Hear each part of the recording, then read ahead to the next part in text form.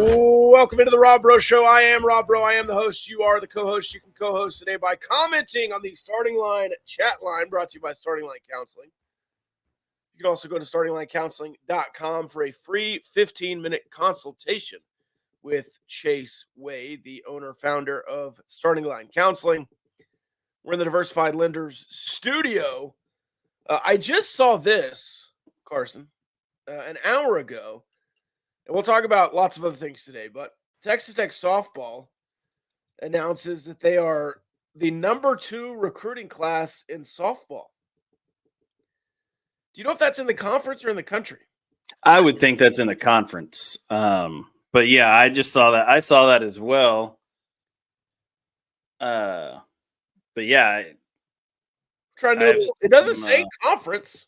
No, it doesn't. It says number 2 recruiting class. Yeah.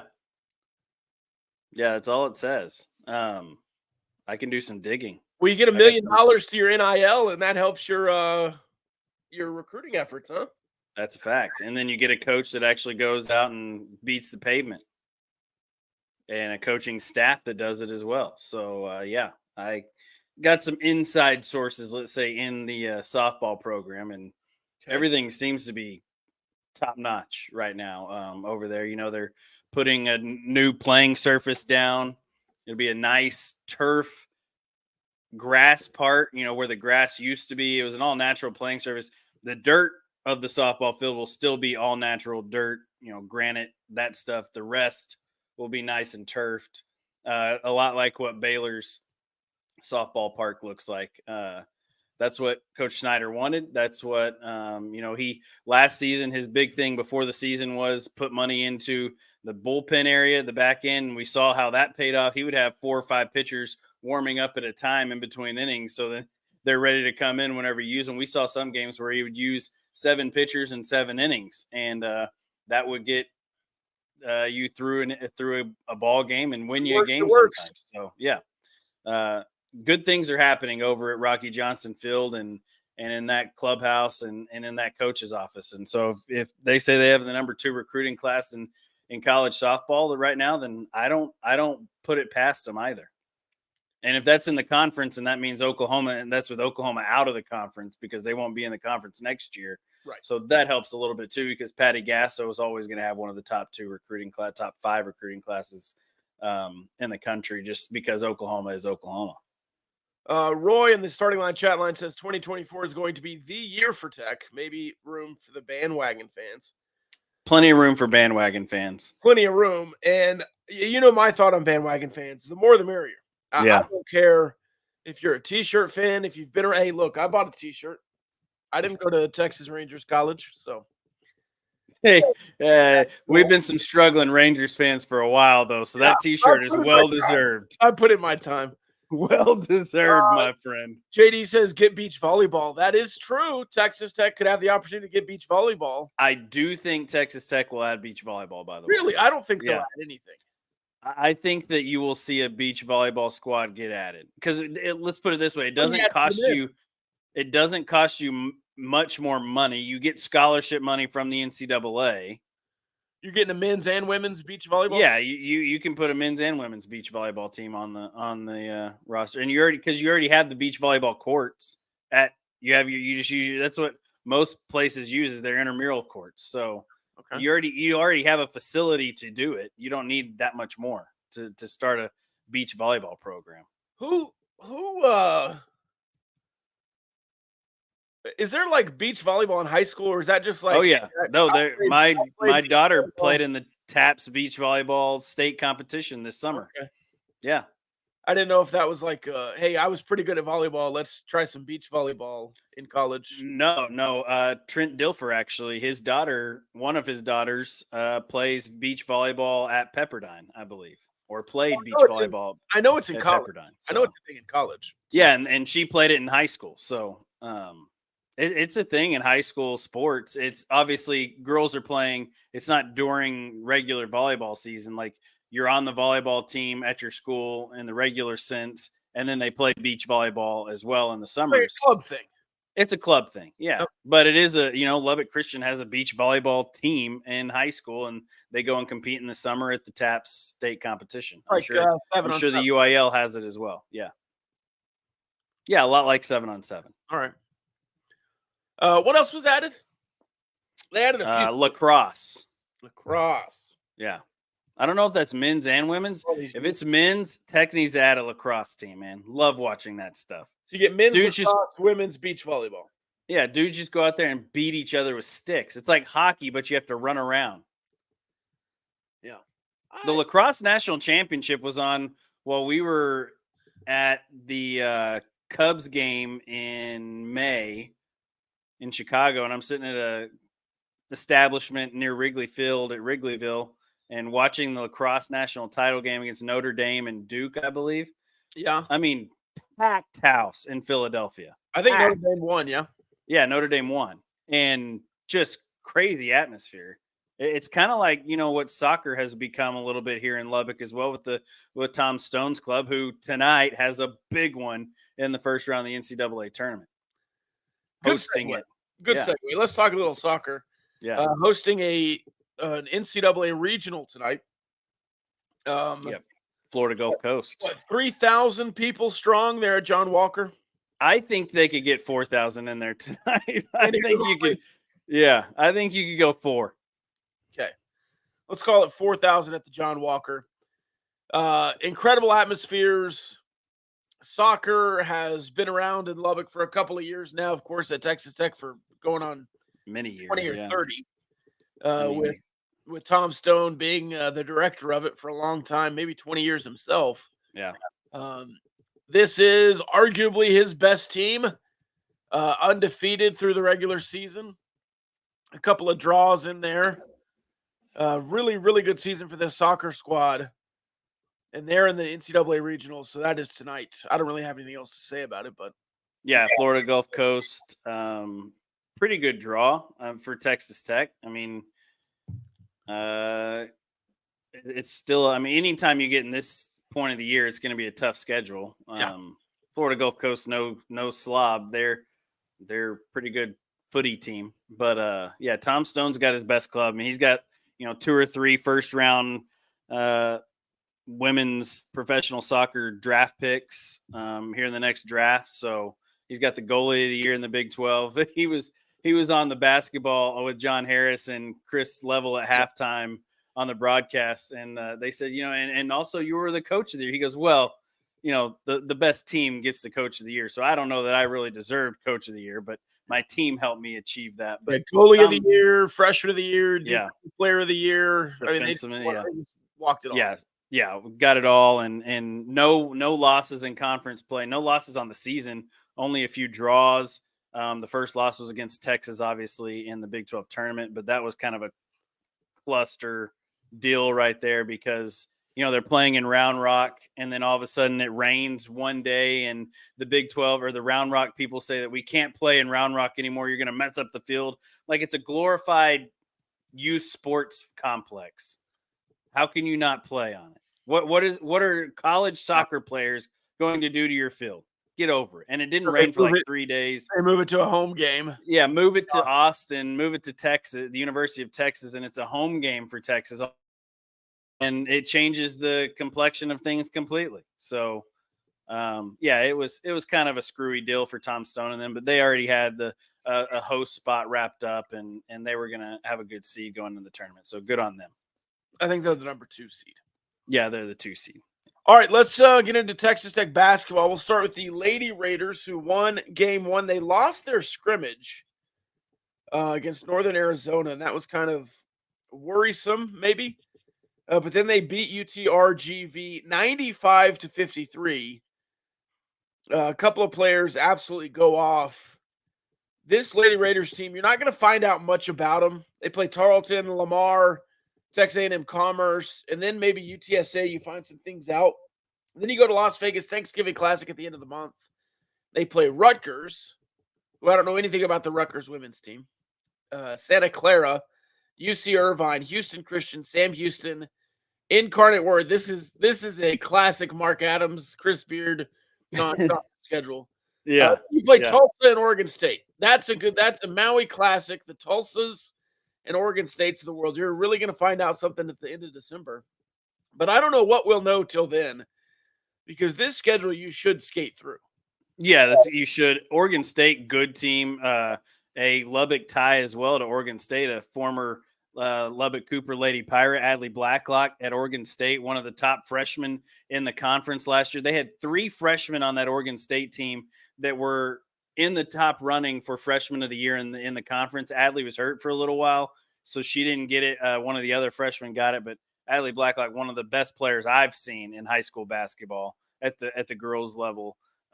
Kid can shoot it, absolutely just rip it. She works during the summer with Josh Washington here in Lubbock some. So that'll be a fun one to watch as a Lubbock girl play the hometown team in Maui at that. But yeah, it's one of those schedules where I think you'll have a good record going into conference play. You'll be able to take a lot of momentum going into conference play, learn how to play together really well, and then see where it gets you in the conference. But what I liked about the game the other night was the ball movement and the shot from the outside. I think you have to live and die by the 3 in women's college basketball these days, and it looked like the young lady that was the transfer, the Swedish or Norwegian Sonnen, she can rip it from deep. So that's nice to see. Then you also had Jasmine Shavers go off for 26. Yes, she's a good player. Bailey Maupin 2 for 4 from 3. Shavers 4 of 5 from 3. Riley McKinney 2 of 2 from 3. And then Saga, I think you're talking about 2 of 5. Saga, yeah, that one. But Jasmine Shavers, she's going to be a good ball player. We've all known Bailey Maupin's a good player from last year. I think this team has pieces to where they can be a middle of the road Big 12 squad towards the end of the year. I really do. Which is a step up from Yeah. previous years. I think last year you could credit it as a middle of the road team. Maybe you step up from that this year and get Right. either a better seed in the NIT or into March Madness. Yeah, exactly. That's the goal, is get into the NCAA tournament, and you never know what can happen once you get into the tournament. All right, the men's team. A lot has been said about the men's game. This was Wednesday night. The takes were hot Wednesday night, Thursday. Maybe they've cooled off some now. I didn't really see a whole lot of good takes from the team leaving the game, and they covered. Yeah. They covered. They beat them by 25, 24, whatever it was. I think the line was 24. They beat them by more than that. And everyone's freaking out. It was a rough game. There's a lot of new pieces. Give them some time. Yeah. Yeah. It was sloppy. Give them some time. The thing is, for me, and I texted you this during the game, said you're not going to be able to tell a whole lot tonight about this team. Like, you're not going to get a read on this team tonight. First of all, because Commerce was not that good of a basketball team. Second of all, it's the first game of the season. Obviously, you played A&M a couple weeks ago, but you're not playing that as a normal game. Great. You look pretty good against Texas A&M the other day at times, especially ball movement wise. You turned the ball over too much on Wednesday. You just did, but that's going to happen early. You're making silly passes, especially when you're up by 20. Guys are trying to do silly things. You had some good things that happened. It looked like that for a new group, for a group that hasn't played together a lot, they did move the ball well at times. When they would get into offensive sets, they ran more than I think people thought they would. The defensive side doesn't look exactly the same as what Mark Adams' defenses look like, but I think you're going to be fine. I think that Coach Smart on the offensive side of things, he's a brilliant mind. This team is going to score. This team is going to do some things on the offensive side. It's just going to be a matter of time and, feeling everybody out, finding the rotations that work, finding the 5 on the floor that work best together. And that doesn't happen overnight. It can't happen in the practice gym either. So it has to happen in game time. I wasn't too upset. I didn't, it's like I always say early in the season in basketball, you can't read into early season basketball games. You just can't. Like, Creighton looked really good at the Maui Invitational last year. They ended up going to the Elite Eight, yes, last year, but Creighton was also a team that people thought, oh, that's a shoe-in Final Four team at some points in the season because of how good they looked early. It's just one of those deals where I just don't care about early season basketball. I care about the basketball. I don't care what you look like. Here's two things. You held a team under 50. I don't care who you're playing in college basketball. You hold them under 50. That's a good thing. Agreed. And then offensively, you're trying some new things. And all of these returners, I'll call them, Robert Jennings, Pop Isaacs, Lamar Washington, they're not used to getting out and running. Right. And the rest of the players coming in aren't used to getting out and running with the players that have been brought in. It's all a new thing. So I'm giving them some time. I think this team could be dangerous. Pop Isaacs with 19. If he scores 19 a game, he'll be Big 12 Player of the Year contender. Fact. Yeah. And Pop Isaacs is going to be that guy, hopefully, for you. He stays healthy. Darian Williams looked pretty good. I think that Toussaint's going to be a great addition to this ball club. I think he's going to run the point really well.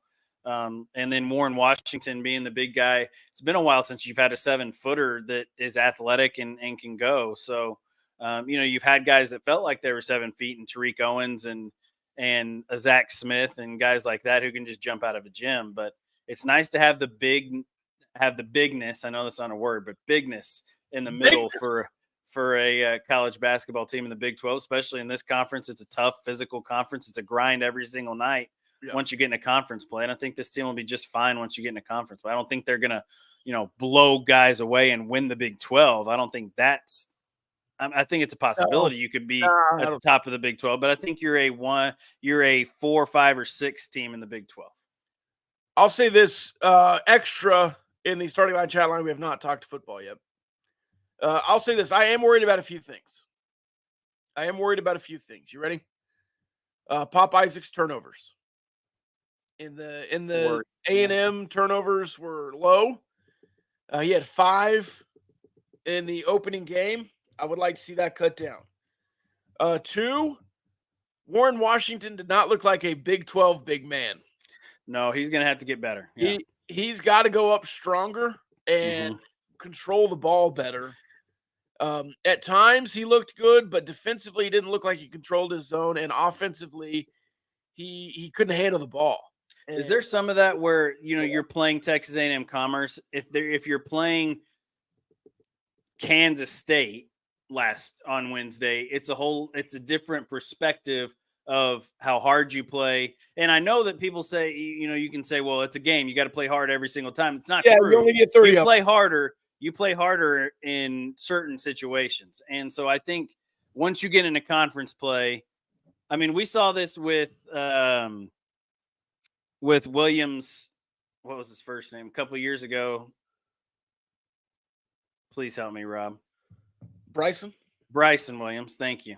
Yeah, he looked awful early. He was bad in the beginning of the season. It was like, man, I don't know that this guy's going to help us. Like, I don't know that this guy should get minutes, 5 minutes a game, maybe. Yeah. And then he's a all Big 12 Player of the Year type guy if he's on the conference champion. Like, that's how good he was. So some guys just play better in the bigger moments, and some guys, when it's a 25-point game, they're throwing, like I said, they're throwing the ball in places they shouldn't, and they know they shouldn't, but they don't care because it's a 20-point game. And what I did like is McCaslin the other night, Pop Isaacs had a couple bad turnovers early in the second half. You got to steal, and then you gave up an easy layup because Pop Isaacs tried to float one over the middle instead of making the easy pass to the sideline, and then one more gets you a layup. But McCaslin takes him out and has a conversation with him on the sideline. And it's, you could read his lips. It's, why are we doing those kinds of things? Why are we doing that? Yeah. And, and in a kid's mind, it's, well, we're up by 30. I'm trying to make the cute pass and look good on TV.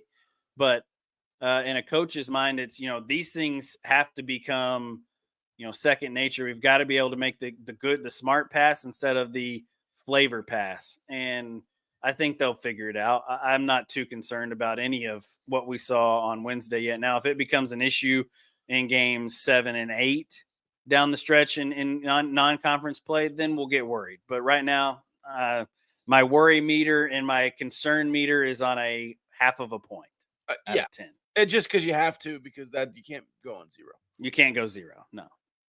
And the last thing I'm / worried about, not worried about, is the shooting percentage from 3. I don't think you're going to shoot 21% off. No, you were 5 of 23, so you're going to shoot better than that.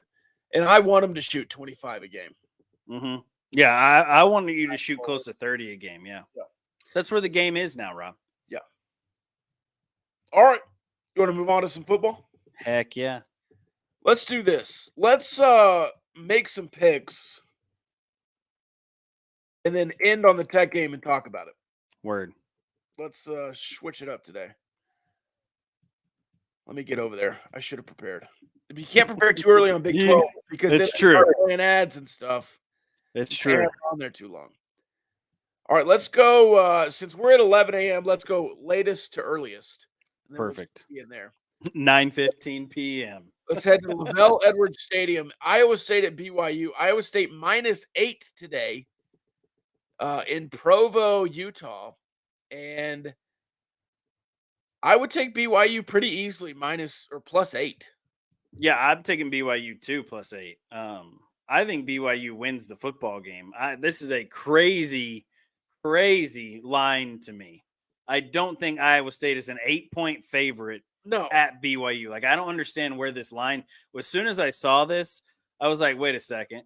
That's got to be a typo. That can't be right. And then I looked at some other books, and they're like 7.5, 8.5, 8, right in there. So a lot of Iowa State guys must be betting on themselves here in this game, Rob. A bunch of the baseball players are betting on the football players in this one at Iowa State. BYU is undefeated at home in Big 12 play. Yeah, BYU is good at home. Yeah. Not good on the road. Texas Tech with a third-string quarterback, but yeah, it is what it is. They still have looked better at home.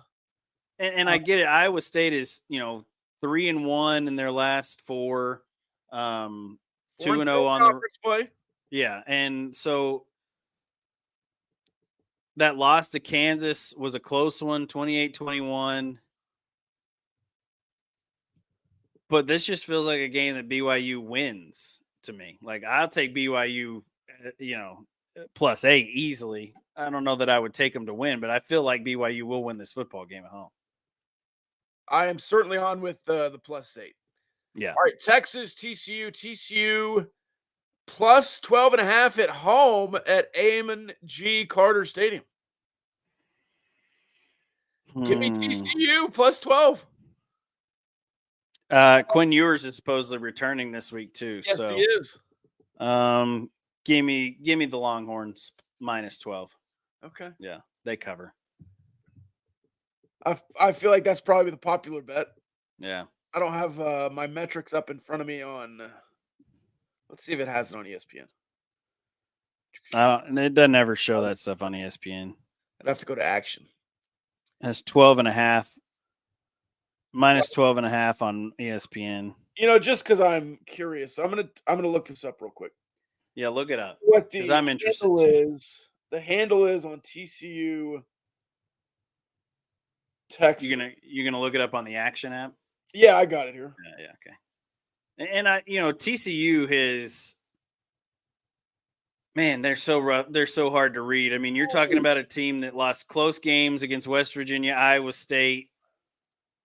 Just shoved it up BYU 44-11 with their backup quarterback.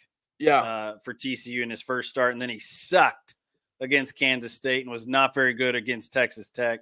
Well, he was good except for 2 passes. he threw for like 350 yards. That's fair. And like we talked about in that game, that was kind of a boring game. Yeah, 53% of the handle on TCU. Ooh. So still taking Texas. Fair. Even at 12.5. Fair. Quinn Ewers is back. The squad is back together. Yeah. All right, Cincinnati, Houston. Houston -2.5 at home. Cincinnati has not beaten a Big 12 opponent yet. This is an American Athletic Conference game right here, Rob. Yes, it is. That's what this feels like.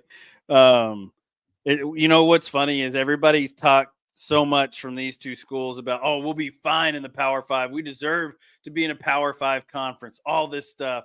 And now both of them are sitting here and just begging to get Big 12 wins. Yeah. Right? Like Cincinnati is just hoping they get a win in the Big 12 conference. Just hoping that some point in the first year they don't go over. Like, that would be the worst thing ever for Cincinnati and their football program and this is their best shot. Yeah, this is their best shot. Exactly. And this is because this is the team they know the best, other than UCF in the conference. The team they know the best. And they finished with Bedlam. They finished with Oklahoma and Oklahoma State. Oof. Yeah, they ain't gonna win. They ain't gonna win either of those two games. Yeah. So this is their best shot. And for Dana, this is his shot to get back to 500 and I say still have a chance to win a bowl. Obviously, you'll have two more chances to go to a bowl game because you're 4-6 if you lose this game. But yeah, it doesn't go well for Dana either. I think that they have a chance if he wins this game. They're in a bowl for sure because they have UCF late. The last game of the season, I think they beat UCF because it's at UCF though. That could be for whoever gets to go to a bowl and which coach gets fired. Yeah, UCF won't fire Gus. Yeah. Gus won't get Gus Bus is safe, but Dana might if he doesn't go to a bowl game. I don't know. He's friends with Fertitta, so they might give him a couple years. You think so? Well, Houston like 5 years ago was like 8-4 is not good enough. Yeah, exactly. Now it's like, well, we're in the new Big 12, and 6-6 looks pretty good. Yeah, let's just figure it out. Yeah, but anyway, yeah, man, this is tough. Houston 2.5. You know what? I'm feeling Emory Jones can win a football game this Saturday, Rob. I think I picked Cincinnati on the Gauchos. So you have to pick them here too. You got to stick with your guns. I'll stick with Emory Jones. That I don't feel good about it. I don't feel good about it. But I've bet with Schmitty Johns the last couple of weeks, and I have not been. No, I bet Houston, Kansas State, and Houston got beat by 40. Yeah, I bet Houston to cover that one as well, and then I bet them to cover against Baylor, and I don't think they covered last week either. Well, they beat them. Yeah, they beat them. That's right. I thought Houston was the 3.5 point favorite at Baylor, but Baylor was the 3.5 point favorite at home. All right, West Virginia OU,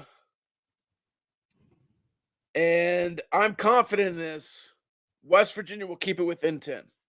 The line is 11.5. Ooh, at Oklahoma. Oklahoma's reeling, reeling from that loss at Oklahoma State and the loss against Kansas still too. Yeah, they've lost 2 in a row. I mean, you're talking about a team that is on the ropes right now, and they need a win, and they need to win convincingly. And I think the home crowd needs the win convincingly to make them feel good about themselves going in the last couple of weeks of the season and to still have a chance at a good bowl. I mean, they're probably an Alamo Bowl. They're probably the Alamo Bowl team at this point. Yeah. Unless Texas somehow makes the playoff. Well, let's be honest. They were 6-6 last year and went to the Cheez-It Bowl, so they're going to get preferential treatment. That's fair.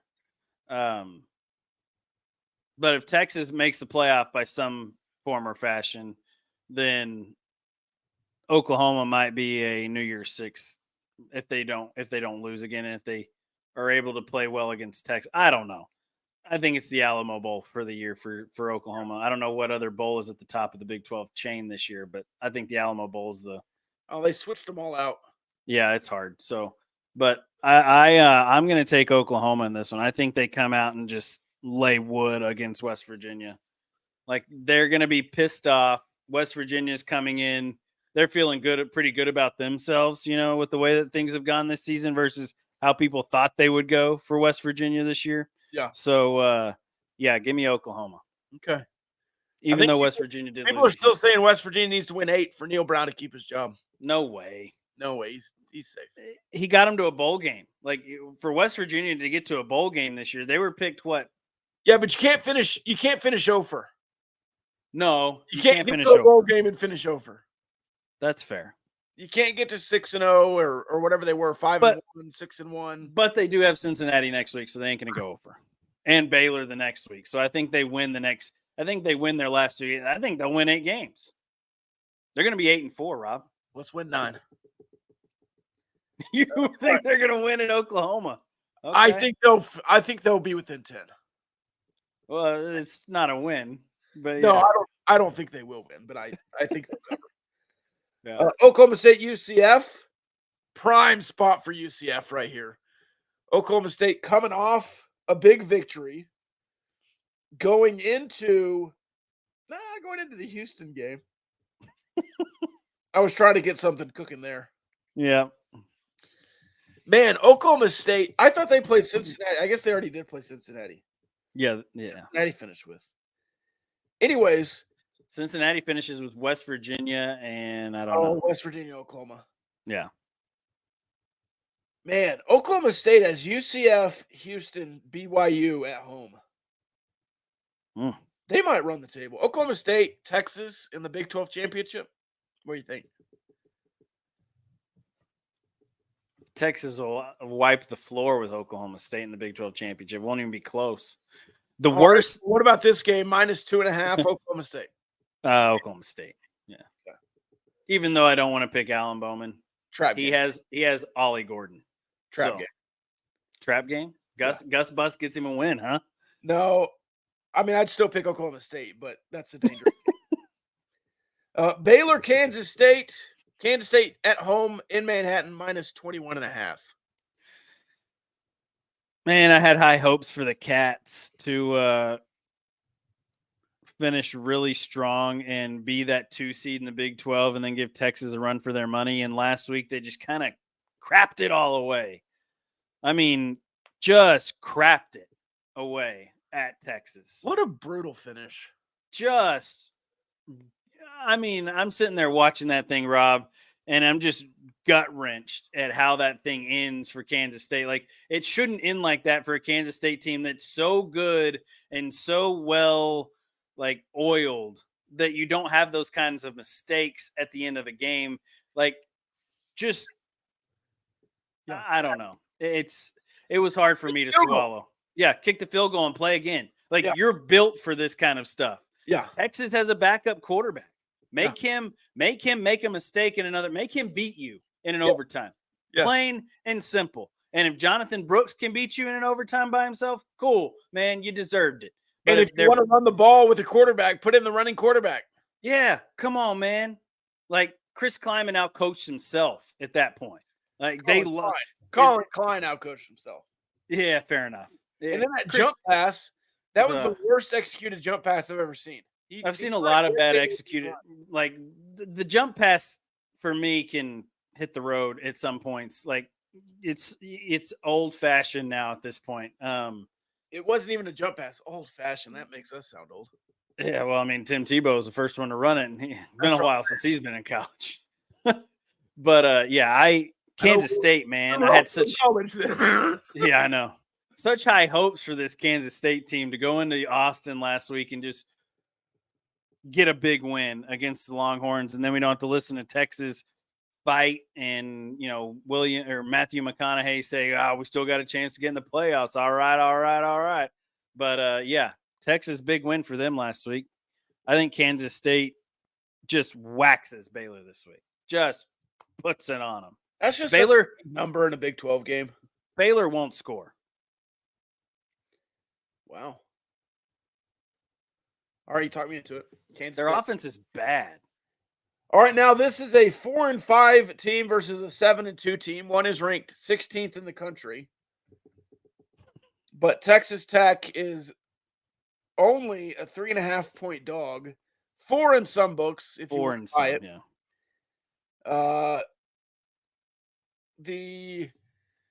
The rushing defense for Kansas is bad. Mm-hmm. The rushing offense for Texas Tech is good. Is it as easy as that? I sure hope so, Robbie. Is it as easy as that? As a Texas Tech fan, you hope so. Yeah. Did you hear old Joey McGuire talk about how fast Jason Bean was and how nobody can catch him on the team? He's fast. That's for sure. He ran away from Oklahoma at times in that game and from Texas defenders at times in that game. So, um, yeah, Jason Bean has been good for Kansas, but the thing about Jason Bean is he'll also make a stupid mistake that Texas Tech can capitalize off of in this defensive secondary. This is a perfect game for TTU, take over you, whatever they call it. Take 3 University. Yeah, take 3 University to show up on the road, because if you can take 3, keep the ball in Taj Brooks' hands. Cameron Valdez needs to keep the ball in his hands when he gets the football instead of turning the stinking thing over, Or kicking the defender. That doesn't work either. But yeah, for Texas Tech to only be a 3.5-point underdog, I thought was crazy. I thought they'd be at least a touchdown underdog at Kansas. But obviously the Vegas folks think that Texas Tech has a shot here. Yeah. The fan part of me says that Texas Tech has a shot, but the realist and college football part of me, like just watching Texas Tech play football, knows that they're not going to win, because they always stink at Kansas. So the Jayhawks will win. They'll cover. Jason Bean, Texas Tech's always struggled with a running quarterback. Yeah. For whatever reason it is. I don't know. But I don't like how this matchup works out for Texas Tech. And because I think that you'll try and do too many fancy things instead of just pounding the rock with Taj Brooks. He needs to run it 30 times in the game on Saturday. And if he does not, you don't have a chance. And for him to run it 30 times, you've got to be able to hold things up on the offensive side, on the offensive line. This defensive line from Kansas, not very good. The offensive line from Texas Tech, not very good either at times. So it's going to be interesting to see which one, plays better. But I still think Texas Tech loses on the road, and then you got to win the last 2 that you have on the schedule, and one of those is going to be very, very difficult. Last year, Kansas was 6-3, 3-3 in conference play. You were 4-5, 2-4 in conference play. And you hosted the Kansas Jayhawks and beat them 43-28 after a fast start and a big finish, 16 points in the fourth quarter. Who started at quarterback that game? Downey Football? For them? Oh, no, it was Tyler Shuck. Okay, so Shuck was back by then, yeah. Yeah, Shuck was back by then. I think that was his first start back to start the run. No, Jalen Daniels, did he play quarterback in that game? No, it was Jason Bean. Yeah, Bean played. Yeah, that's what I thought. 17-28, 270, 3 touchdowns, 1 interception. Devin Neal, 190 yards rushing. Yeah, Devin Neal ran all over you. But you held them out of the end zone. They didn't score. How did Texas Tech win that game 43-28? They only scored 7 points in the second half. Wow. Oh, that's right. That's right. You played really well in the second half on defense. I remember that. Yeah. But, and I say but with a large but, here's what's going to happen this year. Okay? Kansas just watched that TCU film. And they are licking their chops with Mason Fairchild and Jared Casey and Luke Grimm and all these white tight end wide receiver types. And they're going to murder you on the seams. Mm-hmm. They are going to run hot route after hot route and run the ball and just move the ball at will. Yeah, RPO is going to be nuts. Can you keep up? Yes. But I think this is going to be a high-scoring game, and I think Tech can cover, but I don't know that they can win. I think you can certainly keep it to a 3-point victory for Kansas, but I just don't see how Texas Tech wins this game on the road. You've not been good on the road, okay? You're not good at what Kansas does. No. You don't defend it well. And they have a really simple offense that people just can't seem to handle. So I'm gonna take Kansas here. even though the comment section wants us to take Texas Tech. I want myself to take Texas Tech as a Texas Tech fan, but I'm also watched Texas Tech play this year. And as far as picks go, I'm going to say the same exact score. No, I'm going to give Texas Tech one more touchdown. 38-28 Kansas wins. I was going to say the same score as Kansas State, but I think Tech can score one more touchdown on the old Jayhawks. By 10. Yeah, by 10. 38-28. I'll go 41-38. Ooh, kick a field goal to win it, huh? Classic Big 12 matchup here. It's 11 a.m. extra set. It's Kansas neutral side at best. I mean, they've been selling out. They've had great crowds this year for Kansas football. I think Lance Leipold has done a great job of going in and getting the students excited about football. He's getting the community excited in Lawrence about football. Don't think they have a basketball game on Saturday, so especially at 11 a.m. So the fans, should be there. Yeah, I think you'll have at least 40,000 people there at 11 a.m. 40, but it'll say there's 40 on the scoreboard when they announce the attendance. But I mean, there's been 12,000 people in the stands before when you've played at Kansas and you still lost. So it doesn't matter how, and that was at 11 a.m. as well. So it doesn't matter how many people are in the stands in Lawrence. That was a night game. Was that a night game? Are you sure? Yeah, when Douglas Coleman tossed the ball back. You won the 11 a.m. game. You almost lost because Justice Parker had a big interception. Yeah. That's right. Yeah. I think that was the 11. Did he have an interception or did he have a punt return for a touchdown? Or scoop and score. Yeah, something like that. Anyway, that's how you won. Yeah. Yeah, Davis Webb was horrendous that day at 11 a.m. Yeah. But this is 7-2 Kansas. Isn't it your mom's Kansas team? No, this is not your 2-7 Kansas teams. This is a pretty solid, well-coached Kansas team. Yeah. Well coached. Yeah. Who gets the Michigan State job? Leipold or Kleiman? I'd go after Leipold a lot harder than I would go after Kleiman, to be honest with you. I think Lance Leipold has shown that he can turn things around pretty quickly at places that are pretty bleak. Yeah, I would go after Lance Leipold, but I don't know that Kansas will let him leave.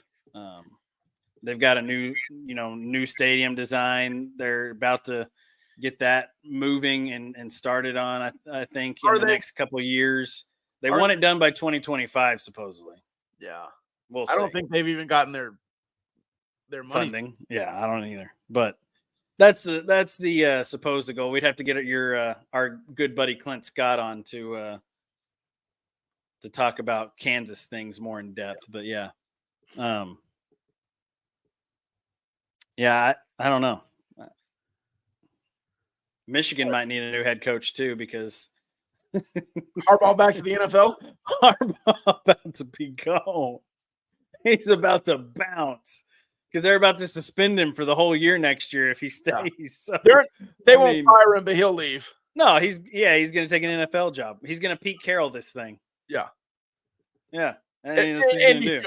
And he should. Yeah, no doubt about it. He'll take I don't know what job in the NFL is going to be available other than the Raiders right now, but I don't know. I mean, Mark, I don't know that if I'm Jim Harbaugh, I would want the Raiders job. That's a good fit, to be honest. Is it Jim Harbaugh in Vegas? Oh, yeah. Khakis in Vegas? Oh, yeah. Okay. Oh, yeah. All right. Him and Mark Davis, you think they get along? Oh, yeah. Okay. They would. Fair enough. I think they would. Fair enough. All right. What else we got? We got some NFL. The Cowboys, Giants. Got some Cowboys Giants thoughts? Man, the Giants suck.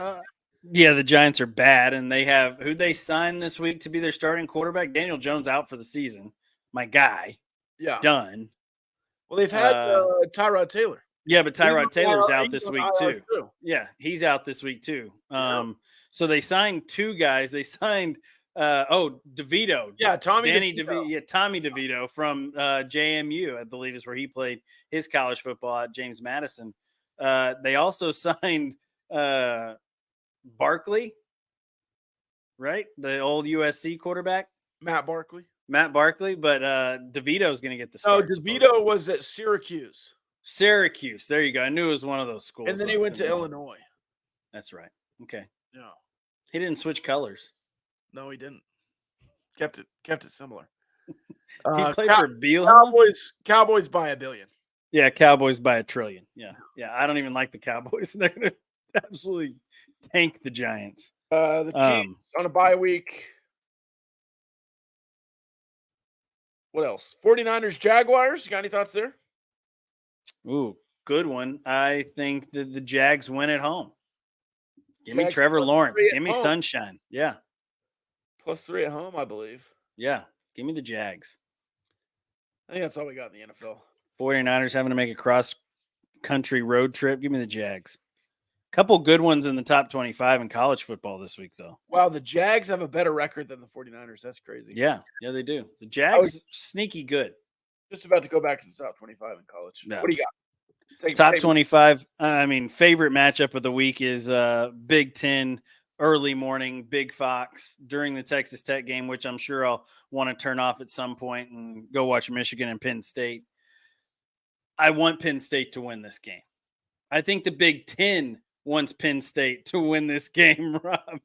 Now, they don't want Penn State to win this game as far as playoff chances go, because I think both Michigan and Ohio State, whoever wins or loses that game, both of them have a good chance of being in the playoffs still, even though whoever loses will not play in the Big Ten championship game.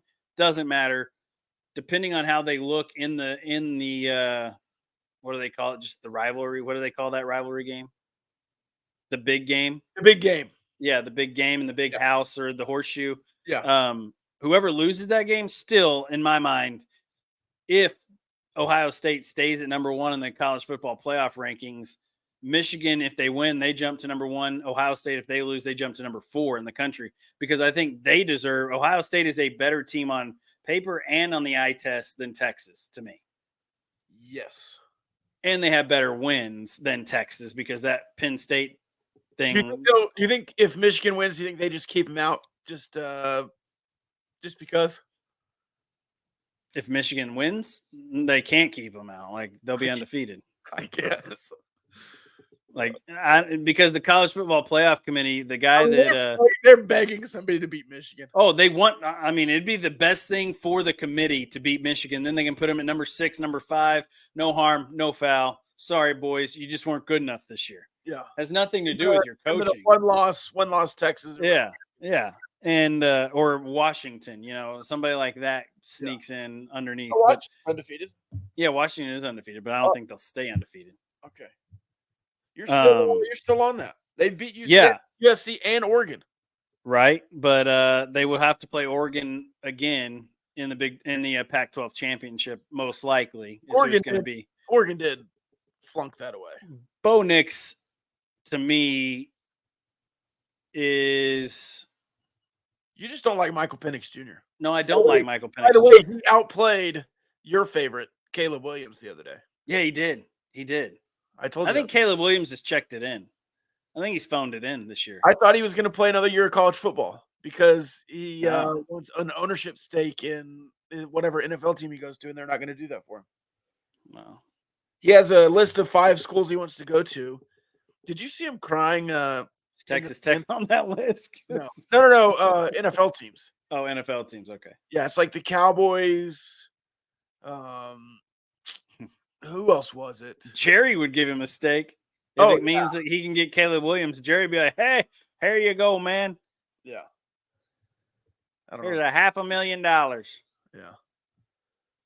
But anyways, Caleb Williams. Yeah, Caleb Williams not very good. Penix looked good last week. I'll give him that. He looked absolutely – I'm just going – what he looked like against Arizona State at home that night was bad.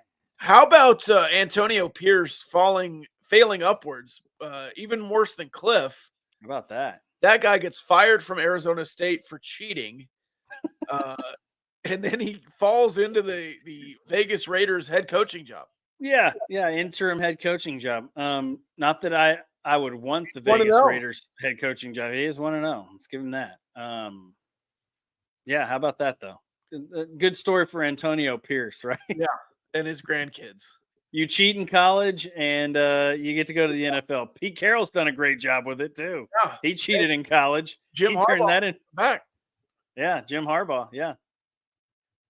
Stanford has been bad since Jim Harbaugh left. Yeah. Well, no, David Shaw had him up there for a while, but With Jim Harbaugh's recruits. no, it was longer than that. I don't Jim know. Harbaugh had I think him it was longer 3 than years. 3 years, and they weren't very good after that. Let's look at David Shaw's head coaching record. Yeah, look at it. I'll go ahead and look at another top 25 matchup. My favorite, other than Michigan Penn State in the morning, my nightcap, Ole Miss, Georgia. Between the hedges, in Athens, Lane Kiffin, can he win a big one? That's the story here, right? Like, Lane Kiffin's never been able to win the big game. Well, let me say this. Can he win multiple big ones? Yeah, he won a good one last year. He can win 1 or 2, but in the SEC West, you have to win 4. The real test is being able to go on the road and winning in the SEC, right? And winning big ones in the SEC. The LSUs, the Alabamas, the Auburns, those teams have done it in the past. Georgia has done it in the past. I guess Florida for a time did it. The only time Tennessee did it was when Peyton Manning played. But you've got to be able to go on the road and win big ones on the road for you to be considered one of the top-tier teams in the SEC. Now, Ole Miss is ranked number 9 in the country. Don't get me wrong. They're a good team, good football team. Is Jackson Dart the guy that can go to Georgia and beat the Dogs? David Shaw, 10-win seasons, over under 2.5. Right at 2? 5. Oh, okay, good for him. 5 10-win seasons. Yeah, how good was the Pac-12 in those seasons? 11-2. I think you forget how long ago Harbaugh left Stanford. That's fair. 2011 was David Shaw's first year. Wow. Yeah, I completely did not. Shaw had a good 10 seasons. Now, he was really bad, 4-8, 4-2, 3-9, 3-9 in his last 4. He kind of just checked out. 12-2, 11-3, 8-5, 12-2, 10-3, 9-5, 9-4 in his first several. He also had Christian McCaffrey in there. Oh yeah, I'm not saying he didn't have talent. I'm just saying. Yeah. I think you forget how long David Shaw. Yeah, I did. You're right. I thought that Harbaugh was there till like 2015. No, because he went to San Francisco before. That's right. That's right. Forget about the San Francisco years. Yeah. Yeah, I mean, Ole Miss is really like that's the game that you go back to this year that you lose 24-10 on the road at Bama. That's where people were like, "Oh, Lane Kiffin can't win big ones on the road. He just can't do it." If he's playing in Oxford, he can do it. He beats LSU in Oxford the next week. Goes on the road, beats Auburn. That's a good win. Don't care about Vanderbilt. Beat A&M last week in a close one. Shouldn't have been that close. A&M, no kicking game. How do you not have a kicker at Texas A&M? No idea. Jimbo's bouts to go. Who does A&M play this week? Because if Jimbo don't win this week, sayonara Jimbo. How about Colorado, Arizona for bowl eligibility? Colorado. Arizona wins. Yeah. And then they have Utah and who else do they have? Washington State left. So Colorado bowl game in danger. Yeah, Arizona ranked number 21 in the country. Here's the thing. Fafita has been really good at quarterback, the freshman. Yeah. And this Arizona team, like, they don't just wow you with anything, but Fafita has been really good. The defense from Arizona has been great lately. Hey, they're recruiting well, and yeah, they might have found something in Judd Fish. Yeah, Judd Fish is – I like the way he coaches. Like, just watching him coach on the sideline, they always show him, and he's never, like, looks different. When things are going well, when things aren't going well, He's just this constant dude, right? Like he doesn't get too high, doesn't get too low, but he seems like he's just always he kind of has that, I don't want to say Mike Leach feeling, because Mike Leach would get after you sometimes, but Mike Leach never got too high, like on the sideline, right? Judd Fish kind of has that mantra about him where he has this brilliant mind. He's got a great offensive mind. Arizona, I think, hit a home run with that hire. They should have beat USC. Arizona should be one of the top teams. They should be competing for a Pac-12 chance to get into the Pac-12 championship game if they don't lose to USC. I mean, it's a 43-41 loss. They played in a one-possession game against Washington. Arizona is good. They're a good football team. And Colorado just isn't. Like, they got two good players. They have Travis Hunter and Sanders, the quarterback Sanders. Yeah. Shiloh Sanders, he talks a lot in the secondary, but that's about all he does. Hey, Shiloh and Shador both in school next year. Dion said that Shador wasn't going to enter the draft. Yeah, it's smart. I wouldn't enter the draft either. They'll both be in Lubbock next year. Yes, they will. So how about that? Yeah, all three of them coming to town. Deion Sanders Jr. will be there too, filming on the sidelines. Yes, he for will. His YouTube channel. Yeah. Yes, he will. And Colorado better get an offensive line, because otherwise they're still not going to be very good. We coming. Yeah.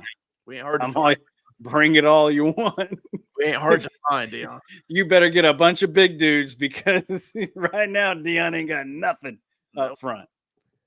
Nothing. Oh, man. How bad does that make TCU look? Pretty bad.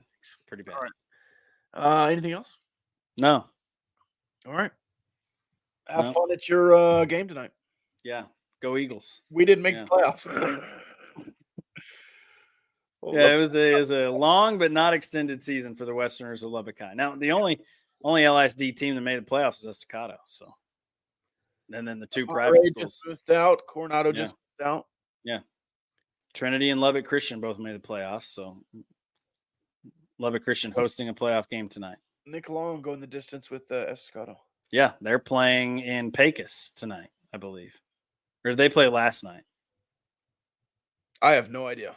I don't know. I think it's tonight. Yeah. Anyway, doesn't matter. Doesn't matter. Go Estacado. Fun time around if you don't have anything to do tonight, just go find lights that are on, stadium lights. Go to a high school football playoff game. You won't regret it. I think Cooper played last night. Yeah, Cooper played last night and waxed El Paso Parkland 67-7. Friendship plays tonight in El Paso. Our buddy Keith. They always have to go to El Paso. Yeah, our buddy Keith Patrick will have that call. If they win this one, of course, this will be a tough one. They're playing the Troopers from can't remember which El Paso school it is now, but they're the Troopers is their mascot. They will have to play South Lake Carroll next week, whoever wins. So, like last year. Yeah, just like last year. I think they won 2 playoff games where they had to play them last year. Or was it just the one? I think it's just the one. Yeah, just the El Paso game. But that was a fun one for South Lake Carroll. Yeah. Yeah, fun one for South Lake Carroll. Not so much for Friendship, but yeah.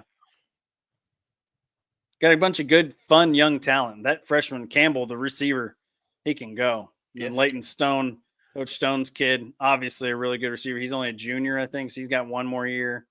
The Hutchinson Cousins, pretty good, pretty salty team that Jay Northcutt has, but they're going to be up against it this week, and then if they're able to win, then next week's going to be real tough against Riley Dodge or South Lake Carroll. All right. There's your high school playoff update, too. Yeah, there you go. There you go. Talked about all 3 levels of football. That's right. Have any Little League or Senior League to talk about? I got nothing on those fronts there, Robbie. All right. Let's cash it in then. Yeah, we'll cash it in. All right. See you Monday. See you Monday. Peace.